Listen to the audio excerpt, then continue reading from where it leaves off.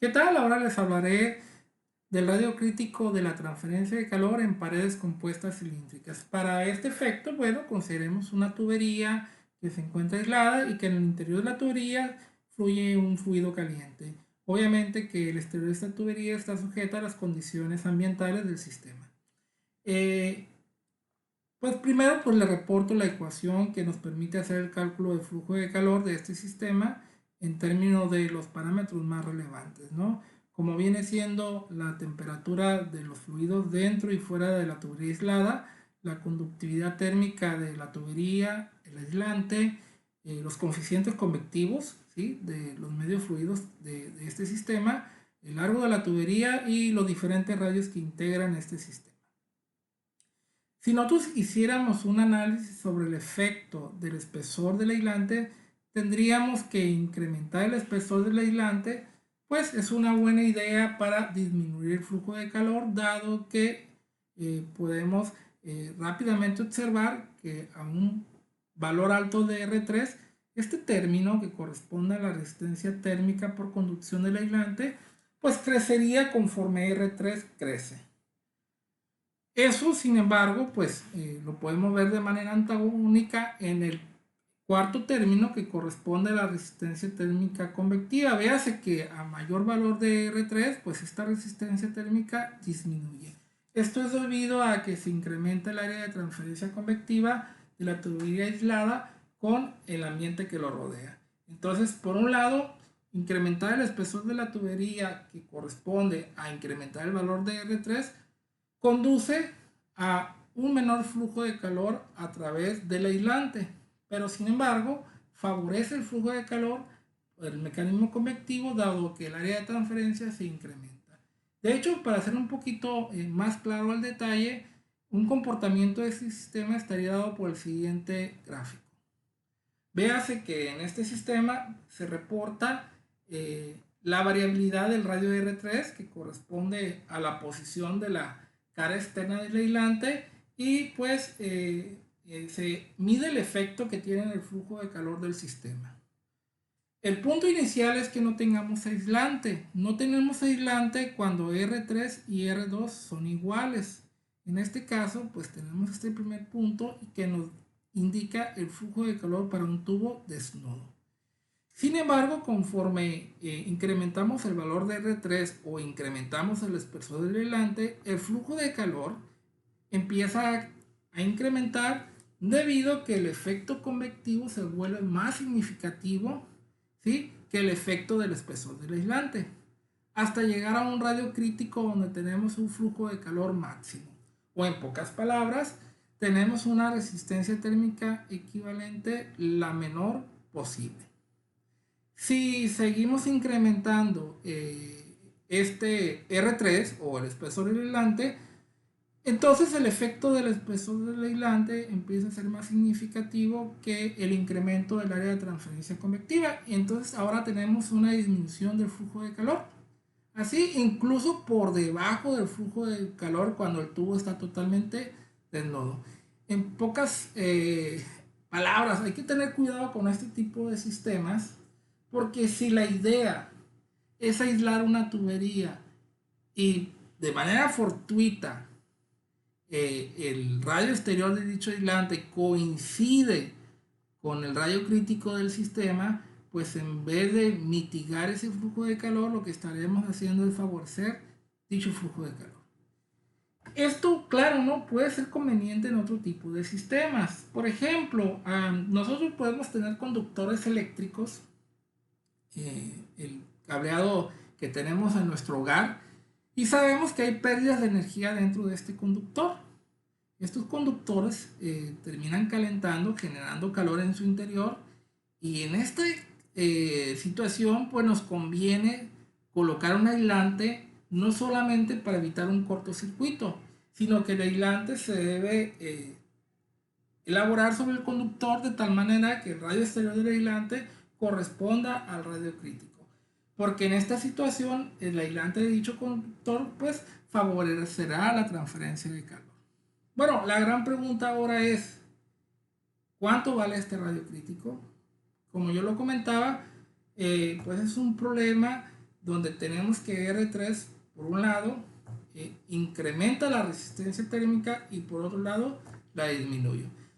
Podríamos analizar ese efecto sobre el flujo de calor. Yo considero que por efectos matemáticos, pues si incrementamos el flujo de calor es lo mismo a disminuir la resistencia térmica total del sistema.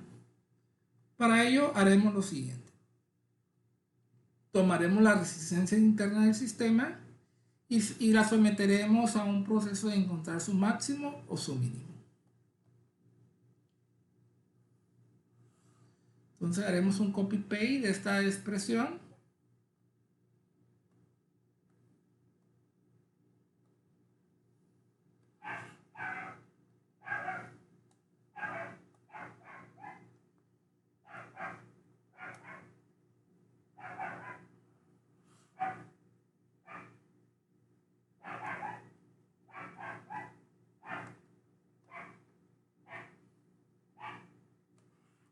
Y pues esta expresión nosotros la conocemos como el radio térmico equivalente o el radio térmico total del sistema.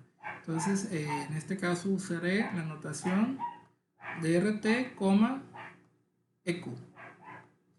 Nosotros sabemos que es fuertemente afectado por el valor de R3. De hecho, en esta situación es la única variable del sistema, dado que todo estaría completamente definido o sería constante. Y bueno, queremos ver el efecto de R3 sobre esta resistencia térmica equivalente. Entonces procederemos directamente a la derivación.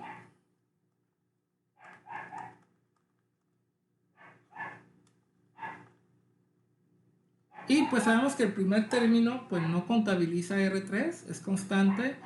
El segundo también es constante. Y los únicos afectados por R3 son el tercer y cuarto término. En este caso, para el tercer término, pues es la derivada del logaritmo y por lo tanto nos quedará de la siguiente manera. Tenemos la primera parte que es constante, que no es afectada por la derivada, que es 1 entre 2 pi K2L, y pues todo esto dividido entre 1. Recuerden que el logaritmo de x al ser derivado nos da 1 sobre x. En este caso, pues x será R3 sobre R2. Y luego pues tenemos que derivar el interior y nos quedará la derivada del interior, que es 1 sobre R2. Lo mismo para el otro caso. En este caso es 1 sobre x y bueno, la derivada será el negativo, la parte constante, 2 pi LHO, y pues la derivada será R3 al cuadrado. Y por supuesto, como es un problema de máximos y mínimos, esto tiene que ser igualado a 0.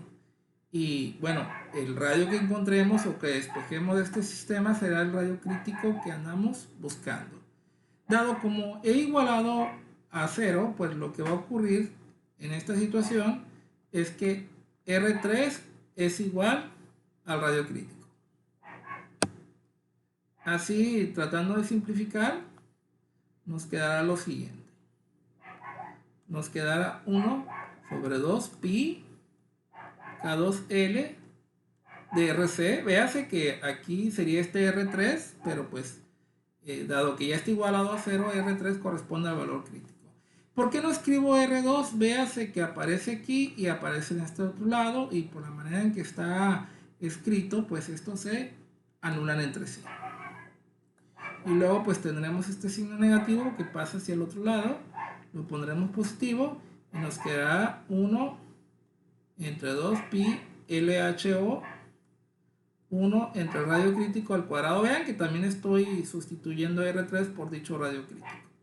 Vemos algunas variables que aparecen en ambos lados, el 2 pi L. Véase que también el RC aparece una vez del lado izquierdo, al cuadrado del lado derecho.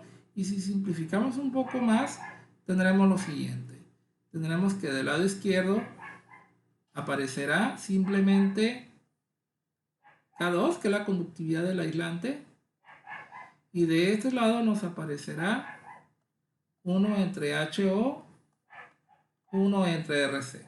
Y pues si hacemos el despeje, tendremos que el radio crítico es igual a la conductividad térmica del aislante dividido entre el coeficiente convectivo del exterior.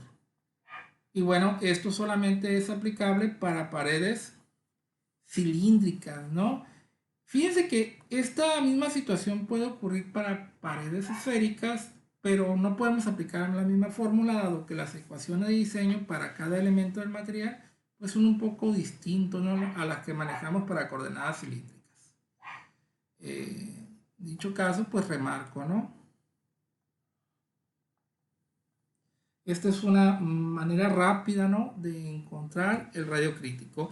Y en la situación de que queramos mitigar, ¿no?, lo que viene siendo el flujo de calor o las pérdidas de flujo de calor, pues lo que debemos hacer es alejarnos de este radio crítico. Porque recuerden que este radio crítico favorece el flujo máximo. Recuerden que usar este radio crítico,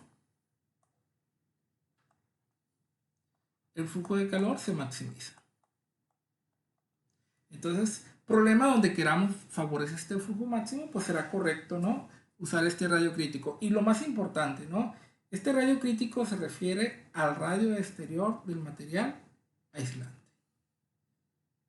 Bueno, por su atención, muchas gracias.